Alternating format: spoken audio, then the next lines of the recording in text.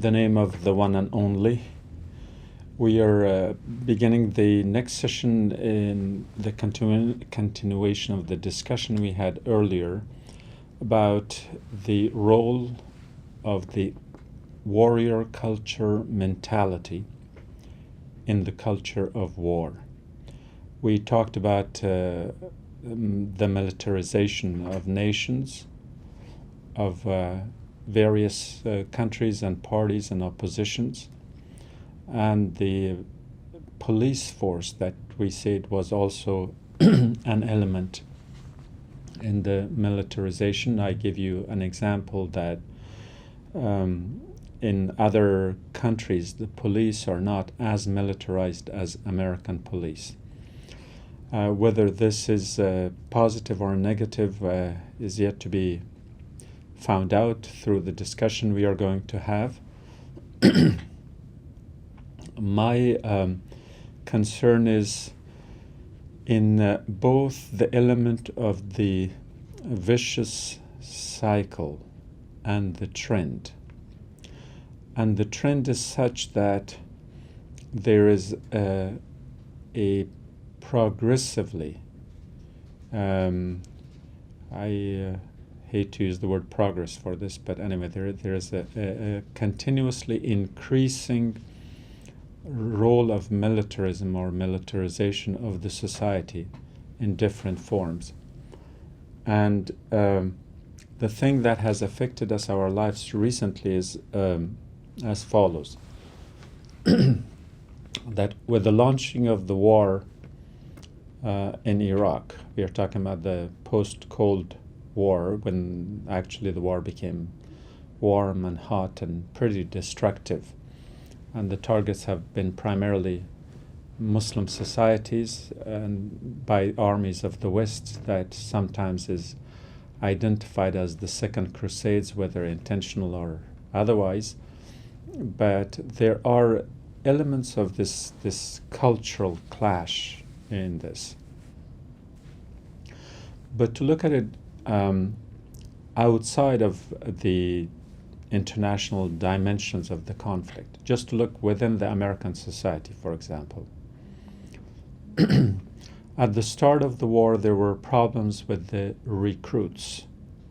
Not too many people were willing to go and fight, perhaps because they had gotten used to decades of a kind of a stagnant stalemate where enlisting in the armed forces generally did not entail too much action in the battlefield.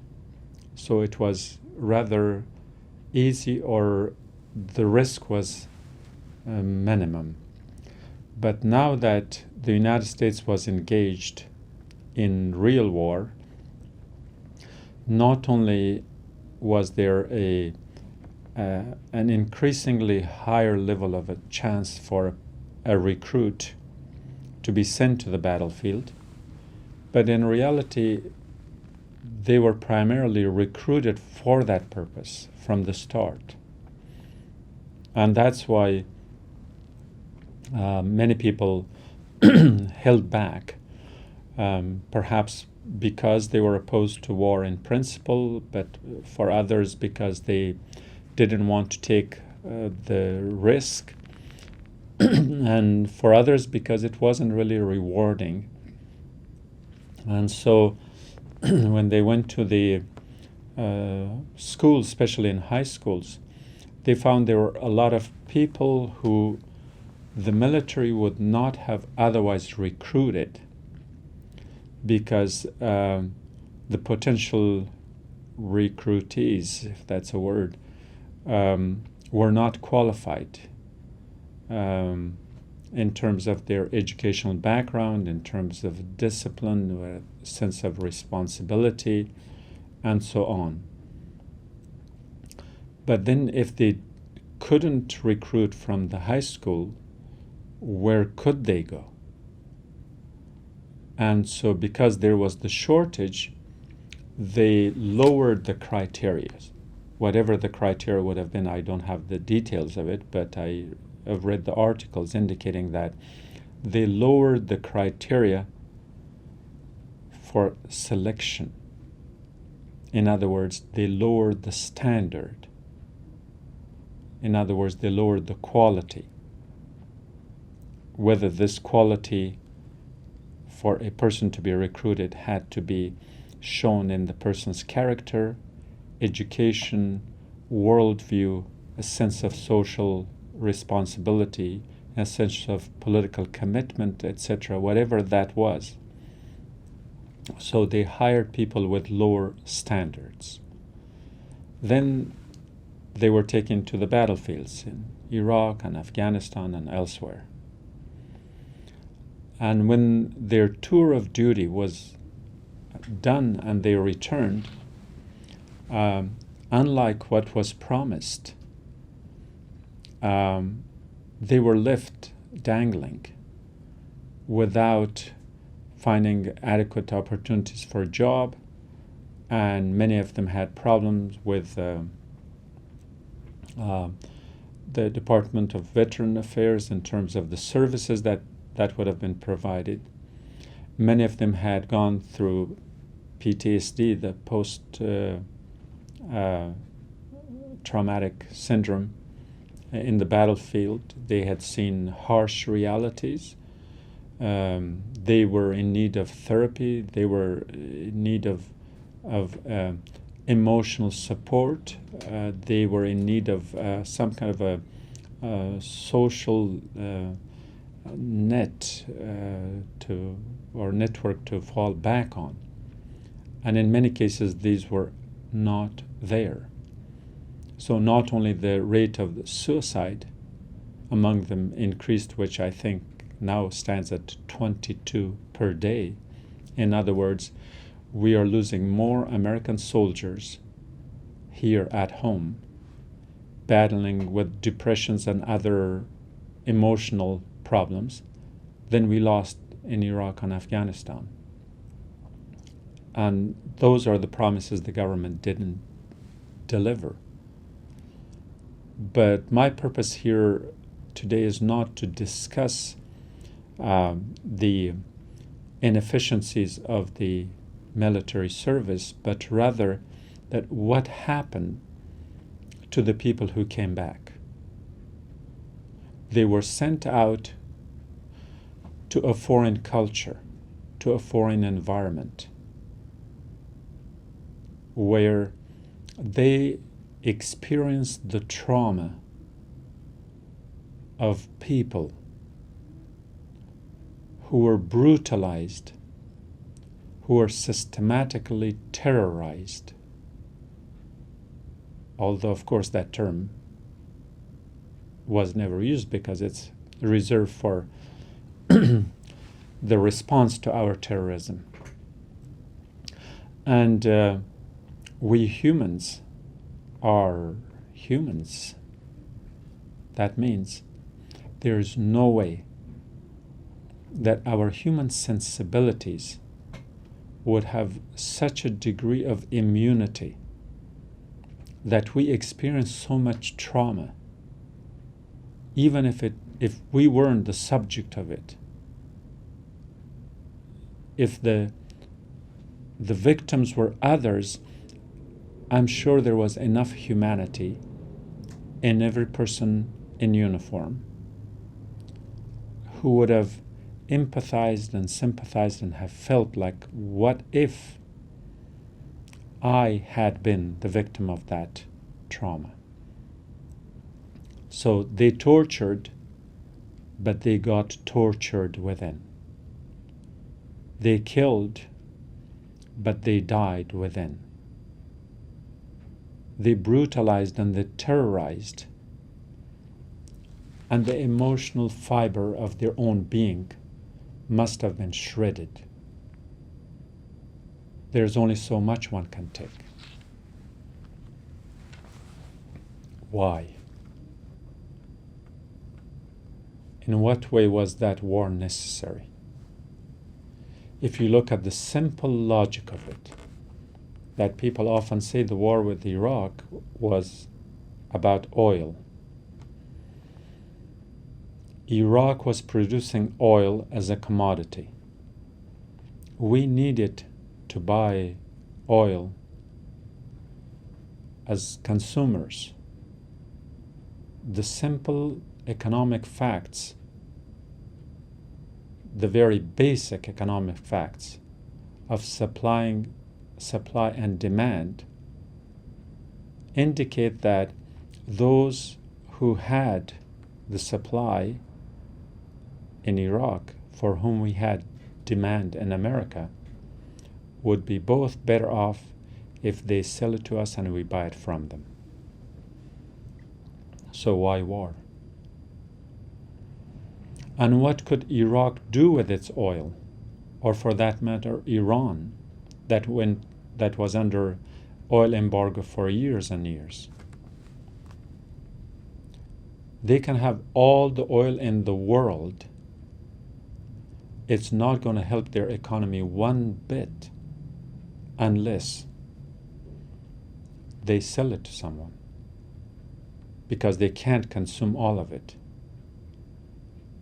So there's no way that the production of oil for Iraq would have been any beneficial to its economy unless they sold it to our economic system. And so therefore, we operated within the same economic system as supply and demand would dictate. War was not necessary. And most analysts who pin it down to that last point, that it wasn't personal, it wasn't between Saddam and W and so on and so forth, the final analysis is that they reached that conclusion that no, Saddam was not a threat. He did not have weapons of mass destruction. He was not a threat to the world peace. He could not have been a threat to the United States, because even if he had weapons of mass destruction, he could not have delivered them.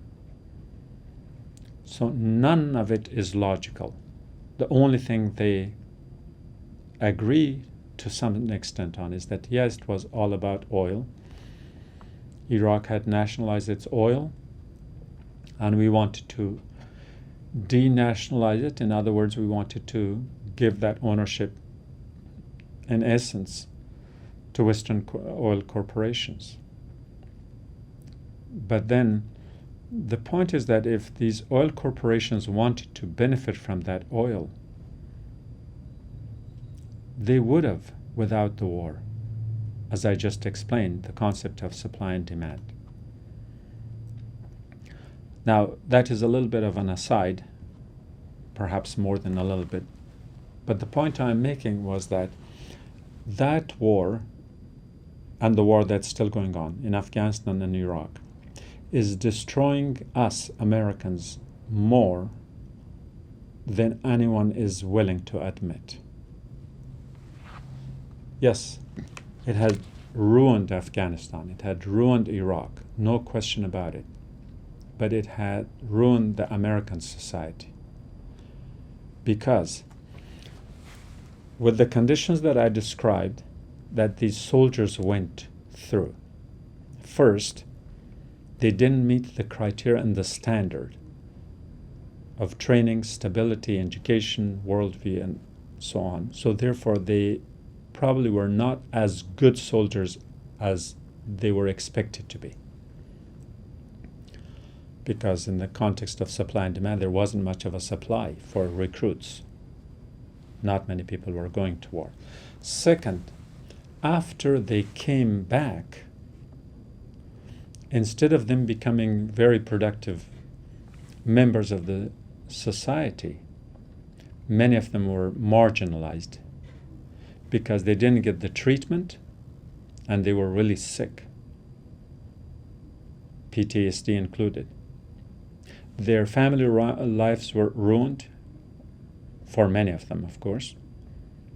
And then the only opportunity that was available to them was to use their resume of having returned from a tour of duty in Iraq or Afghanistan was the top priority for our police force.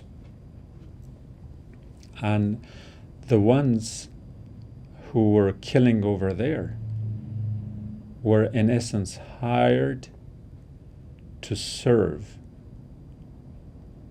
but they ended up also killing. And the increase in the police brutality can be traced only to that one factor, although it's not logical to pin down the causality element into only one thing. I'm sure there are other elements too. So the less educated from the high school, with not so well trained in the battlefield, exposed to all sorts of horror and terror abroad, are brought back to be hired as what? Police officers, that we sometimes called peace officer. You train them for war, you expect them to be officers for peace. There is a serious contradiction there. And so the Black Lives Matter movement ought to be understood. That the protest that was made yesterday or the day before, when an individual athlete did not salute the flag or did not read the Pledge of Allegiance, protesting the fact that unless the society wakes up to the police brutality, where repeatedly, in numerous cases, the police who have committed the brutality have been ignored, and in the few cases that they have been brought to justice, they end up basically with a slap on the wrist. And that's not justice. I'm not here to blame the police. I'm here to blame the system, in the sense that some of these people who are in uniform, whether it's the uniform of the armed forces or the uniform of the police force, may be seriously in need of therapy themselves, that they owe to this country, to this system. We send them emotionally unprepared. They came back. We were not ready to help. And we sort of, excuse the expression, unleashed them on the society in the streets of America to treat civilians as though our cities were the battlefields in Afghanistan and Iraq. I hope you don't accuse me of cultural relativism. I'm here trying to make a point now. I'm aware of that flaw in the overall argument I'm making, but I want to just concentrate on this one element. So in essence, we have militarized the police, and that is a serious problem. And so therefore, it goes from one step to another, that we have kind of used every means possible, because an overall trend is to help. That may not be the right word either, to in a way contribute to the bottom line of the weapons manufacturers. Remember, the argument we made was there is an inherent a convergence of interest between the military and the military industry in the military-industrial complex, that the weapons that are made must be used, and if they are not used, the weapon manufacturers lose. So if weapons are the only thing we produce, we must have wars where they can be used. And it is not surprising that we are involved in so many wars. And in a way, it was a blessing during the Cold War that because the world was bipolar, and I don't mean psychologically, although that might also have been the case, but the bipolar world between the capitalist and communist systems at the time created an equilibrium where many of the poor countries of the world, when threatened, sought refuge with the other. If they were threatened by the West, they went with the East, and if they were threatened by the East, they went with the West. In other words, there was somewhere, somehow, someone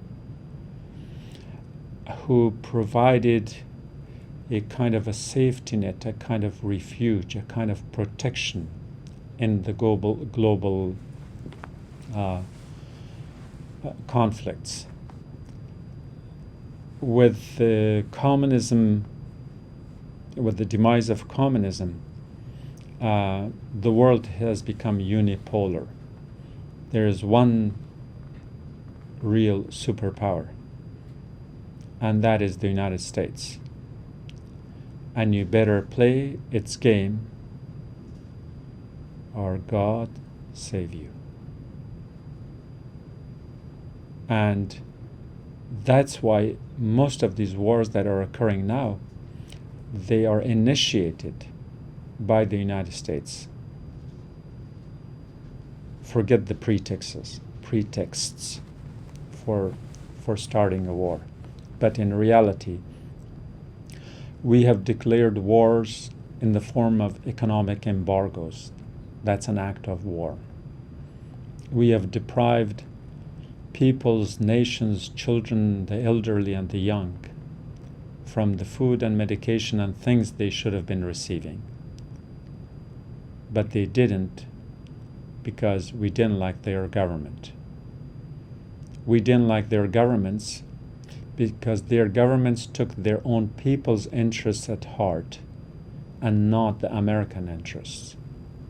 Right now, every government in the Middle East that stays in power, it's because they have to betray their own people. They have to prioritize the American interests over their own national interests. Whether it's in the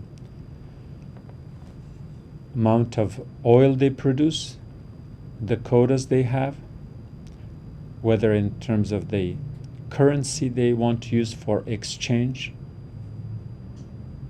whether they give their own people the right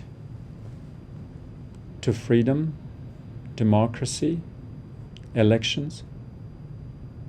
And it's because of that our best allies are the dictators. Dictators, by definition, are those who stand against the interest of the people. In other words, the dictators deny the people their legitimate rights, and we support them. And when you go back to historical records, at least in the last 70, 80 years, every time there was a democratic government or an effort to create a democratic government or an effort to achieve democracy through revolutions, evolutions, or elections, those are all governments that fell prey to our wrath. we started with the government of Muhammad Mossadegh in Iran. His fault, he nationalized the oil. Who else nationalized? Iraq nationalized oil. It became the axis of evil, and we know what happened. Egypt nationalized the Suez Canal. It was attacked. Any government in the Middle East that nationalized any of its own natural and national resources, that denied Western corporations either a free access or did not take the interest of Western corporations or Western governments into account, those were the governments that disappeared. The democracies are gone. The dictatorships are there. And when people resist their dictators, we arm the dictators to suppress the people. When people realize who is the real hand behind the scene, and they show resentment towards the West, we call them the enemies. We bomb them, drone bomb them, exterminate them, and try to get rid of them. And in full frustration, they act as frustrated people. When you're frustrated and you're making a decision, it's rarely a wise decision. And when you're frustrated and you make a resolution, it's rarely a moderate one. It's often an extreme one. So treat them extremely, they will respond extremely. So it's our extremism that creates their extremism. When they chop off heads, we see them. When we chop off heads, and yes, that includes heads of states, nobody sees them. The brutality is worse on our part because we have more capacity to inflict that brutality on them, because we have more power. With these premises, it's almost impossible to think why we have no peace in the world. We don't have peace because peace is nobody's priority. Peace is a second option. When we define war as the failure of diplomacy, then that's what it is. So when we resort to war, we don't aim for peace. We only want to make sure that there is, in reality, an extended hiatus or a break or an intermission. So our peace times are extended breaks from two wars, one that had been fought, the other one for which we prepare. So, peace is not only not a priority, but it does not exist so long as the beginning and the end of it is two wars that are separated by an extended intermission. And that, of course, is if we are lucky for those of us who live here in the West.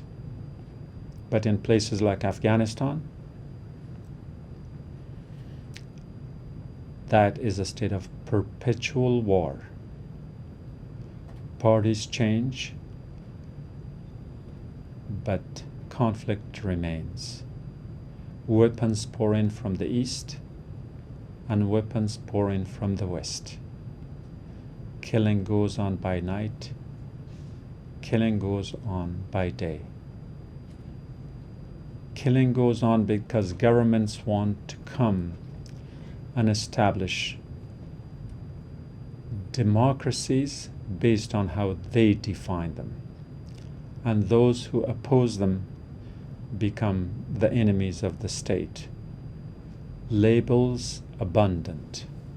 Ashrar, Taliban, Mujahideen, this and that and the other. The end result is nothing but bloodshed. Nothing but bloodshed of people who had nothing to do with any of this, whose interests are ignored because there are a lot of collaborators, to use a semi-Marxist terminology here, is that the governments installed are rarely legitimate, since they toe the line of one or another foreign power. You can't expect people to submit to the rule of law of a government that does not have legitimacy in its own rights. That is the problem of war. Peace is still a dream. I don't know when will humanity have the consciousness to realize and understand that we have not become a civil society.